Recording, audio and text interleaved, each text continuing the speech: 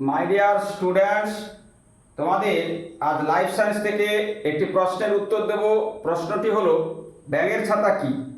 না, ব্যাঙের ছাতা হলো মাশরুম, যেগুলোকে আমরা মাশরুম বলি, এগুলো হচ্ছে ব্যাঙের ছাতা। এগুলো সাধারণত পচা খড় থেকে এগুলো উৎপত্তি হয়, মানে পচা খড় থেকে এগুলো সৃষ্টি হয়।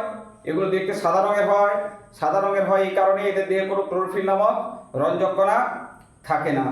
একে আবার কি হয়, এগুলো যেগুলো পচা খড় থেকে হয় সাধারণত আমরা এগুলোকে খাদ্য হিসাবে গ্রহণ করি, কিন্তু কিছু বিষাক্ত ওই ব্যাঙের ছাতা এগুলো মাশরুম রয়েছে, যে মাশরুমগুলো সাধারণত আমরা খাবার হিসাবে গ্রহণ করতে পারি না, ওগুলো খুব বিষাক্ত।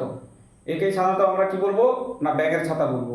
তো তোমরা যদি না বুঝতে পারো তাহলে তোমরা কমেন্ট করবে, আর যদি তোমরা বুঝতে পারো তাহলে চ্যানেলটাকে সাবস্ক্রাইব করে ফলো দিয়ে পাশে থাকবে।